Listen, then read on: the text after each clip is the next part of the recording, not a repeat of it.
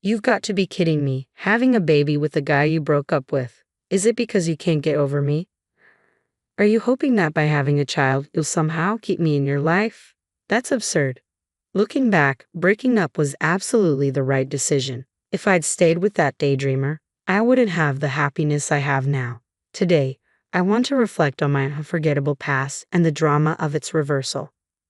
My name is Amy. I'm a 53-year-old housewife who finds joy in leisurely housework while watching the morning news.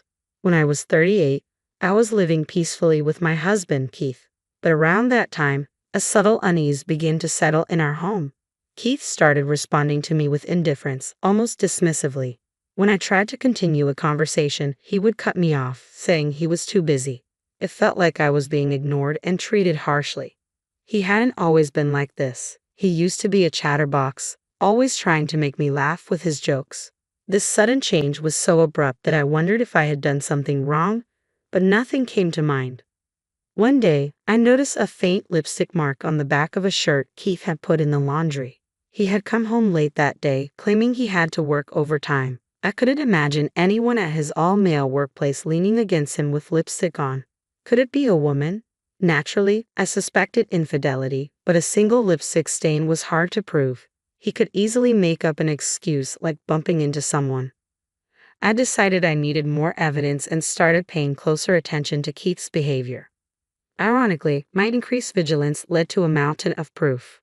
For instance, Keith would always get up to use the bathroom around 2 a.m. when I was asleep. I had never doubted him before, but it seemed he was making calls to a woman during those bathroom visits. There were also traces of what looked like lipstick on his handkerchief and some suspicious stains on his suits. The clincher was when I borrowed Keith's car after a long time and found a tinted lip balm. If Keith had been using tinted lip balm, that would be one thing, but this seemed like irrefutable evidence. It was our 10th wedding anniversary. The frustration of having my husband stolen by another woman, the loneliness of not wanting to be alone, and the rekindled love I felt for Keith left me wondering, is it really impossible to make amends? Is there no way to revive something once it's cooled off? When I found out about the pregnancy, I thought, is this a gift from God? We didn't have any children, and perhaps the monotony of our relationship contributed to Keith's infidelity. Maybe this pregnancy could change things. With that hope in my heart, I clung to the possibility that it might somehow fix everything. When I told my husband about my pregnancy, his response was shocking. "Give me a break," he said dismissively. "That's just troublesome. Let's break up." I couldn't believe my ears. Looking back, I suppose I was naive to think he might come back to me. It's rare for a man who's been unfaithful to return. Life doesn't always work out like a TV show or a movie. Back then, I believed in our love and thought that surely we could reconcile. "How could you say something like that?" I cried. "It's your baby."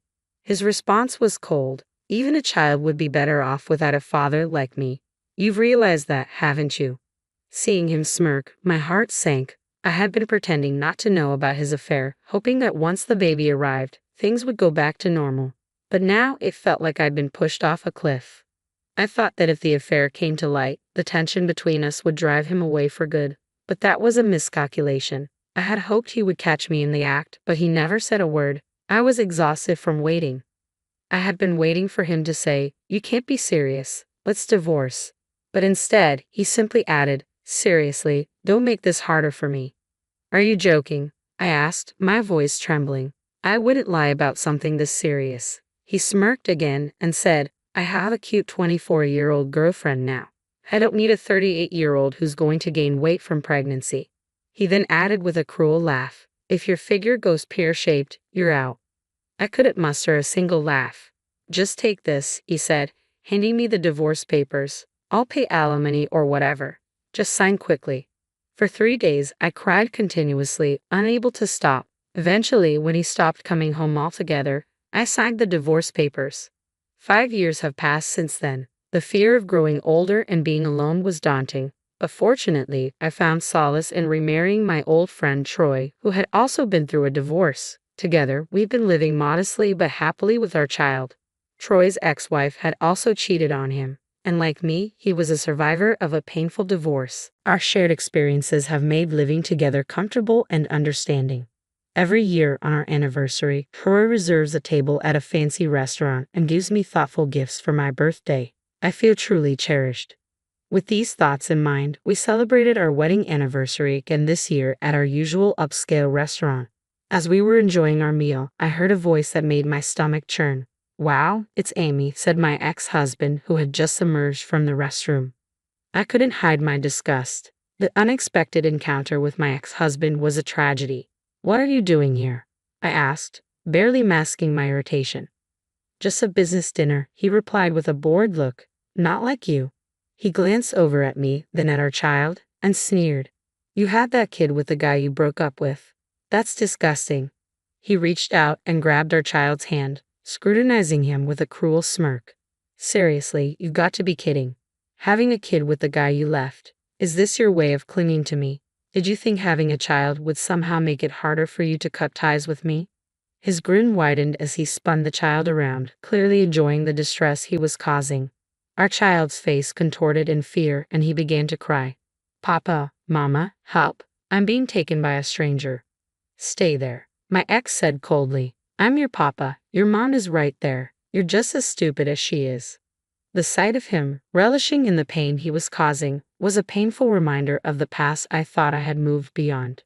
Just as he finished speaking, a man over 6 feet tall appeared behind him and grabbed my ex's arm firmly. "That child is mine," the tall man said, his voice steady and authoritative. I couldn't help but chuckle at my ex's surprised expression. "Oh, this guy's Amy's new husband," my ex remarked, though I didn't respond to his question. "I don't know what you were talking about," the tall man said, "but you can't make a child crying and get away with it."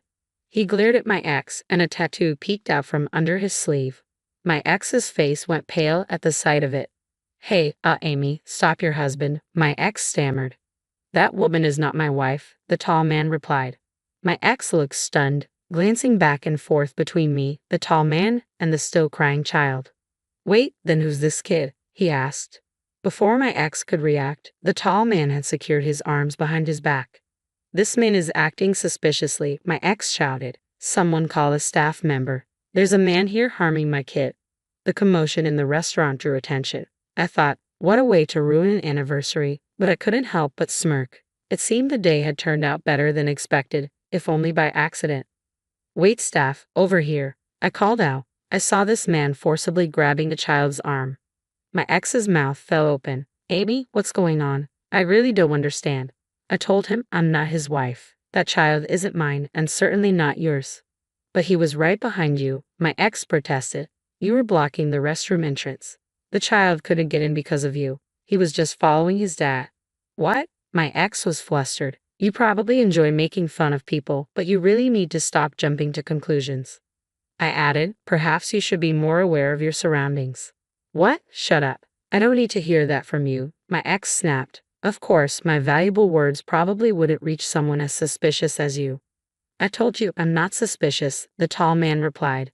"Oh, really?" A man who approaches a random child, grabs their arm, and then starts speaking in baby talk, saying, "I'm your daddy," isn't suspicious at all? You've got to be kidding me. "That's because you had the nerve to say to the woman in front of you, 'Your mom is over there,'" I said with a smirk. "Do you still think we're a couple?" My ex-husband Keith turned bright red and yelled, "Stop messing with me." As Keith's shouts grew louder, the tall man tightened his grip on him. "Ouch! Hey, mister, let me go. I'm innocent." "Innocent?" I replied. "You undeniably made our son cry." "That's a misunderstanding," Keith protested. Before he could continue, I cut him off. "The fact is, you misunderstood and laid your hands on someone else's child." Keith glared at me and said, You, I said in a deliberately cute voice, which seemed to irritate him even more. "I've been glared at by a suspicious person. Scary." Keith tried to wriggle free from the tall man's grip, but to no avail. "You're so deluded if you think we're still a couple. Or maybe you just can't forget about me," I taunted, repeating the accusation Keith had made earlier. As expected, Keith's rage grew.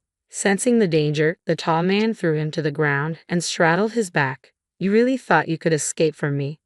While the man's intimidation was light, the tattoo peeking from under his sleeve added an air of genuine menace. Keith must have realized this could be the end for him. "Hey, Amy, it was a misunderstanding," Keith cried out. "A misunderstanding?" I replied. Pulling on a stranger's child's arm is not a misunderstanding at all. Keith's pleading, half-crying voice echoed as he attempted to justify himself. I thought it was my kid. It was clear that Keith was desperate, but his excuses only deepened the gravity of the situation. I'd burst into laughter, claiming he's your kid when you haven't even acknowledged him or paid any child support. Really? Oh, Keith replied, looking confused. Did we ever talk about recognition or child support after our divorce? Keith, I wouldn't have expected you to acknowledge him even if you had been contacted, I said. And that's why you never reached out to me, right? Don't be ridiculous. Why would I do that when I'm raising a child on my own? I'd have hunted you down for support if it were necessary. Ah, but here's the thing, I continued. The pregnancy test turned out to be a false positive. When I went to the OB/GYN, they told me I wasn't pregnant, which solidified my decision to sign the divorce papers. During those 3 days while we were discussing divorce and Keith wasn't coming home, it's true, I spent a lot of time crying. But I knew I couldn't finalize the divorce without understanding the full situation, especially with the potential for a child involved. So, I went to the OB/GYN first. Even though we weren't officially divorced yet, I wanted to sort out issues like alimony, child support, and future living expenses. I was willing to endure hardships if it would benefit my child. However, the OB/GYN found no signs of pregnancy, but instead discovered a tumor in my ovaries. While recovering from surgery for the tumor, I shared a hospital room with the mother of my current husband. I had known both his parents since childhood, as my current husband and I were old friends. When he came to visit his mom, we reunited and grew close again. At that time, I thought of my pregnancy scare as a divine sign meant to ensure things would work out with my current husband.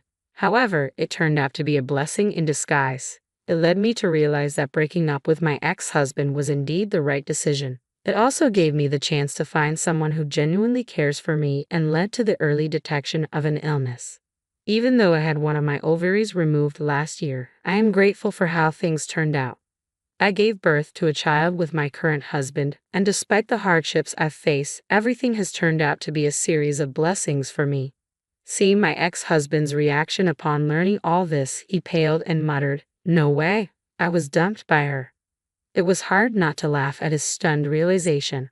Obviously, a young woman wouldn't want to be with an aging man like him. At that moment, a police officer arrived, apparently summoned by someone from the restaurant. My ex-husband received a stern warning from an officer and avoided further trouble by sincerely apologizing to the child's family once the misunderstanding was cleared. The reprimand from the police seemed to have hit him hard. He even came to apologize to me personally. Although he didn't know where I lived, he managed to find my parents' home and expressed his regrets to my mother. "I made a terrible mistake," he admitted. "I was wrong." Seeing him like this, aging, rejected, and alone seemed to have broken his spirit. He appeared to be struggling with the loneliness of having no one to turn to.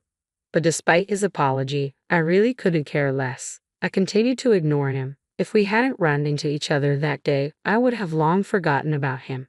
When we crossed paths, my current husband had noticed I'd been away from our table for a while and came to check on me in the restroom. He decided to stay in the shadows, thinking this might be my chance to confront my ex. I would have stepped in if anything escalated, but the man restraining my ex was incredibly strong. Apparently, he was a returnee and had been a football team captain in America, which explained his impressive strength. I wouldn't have stood a chance. I was genuinely scared, thinking he was some kind of tough guy. Hearing this made me laugh along with him. I admit, back when we got divorced, I wasn't strong. Despite everything, I simply followed through with the divorce as he requested, receiving a modest alimony payment from him and his lover. Life isn't a fairy tale, so expecting a massive alimony settlement was unrealistic. I didn't have the strength to resist back then. But I finally found my voice and stood my ground with my ex-husband, which helped me become truly strong. Now, I can face my husband and my child without any guilt. Coincidentally, the day of my marriage anniversary this year also marked a new beginning for me. My husband has since become a freelance architect and doubled his income, allowing me to quit my part-time job and fully embrace my role as a stay-at-home mom. Our slightly rebellious daughter might grumble when I ask her to do things, but she quietly helps out when I don't ask.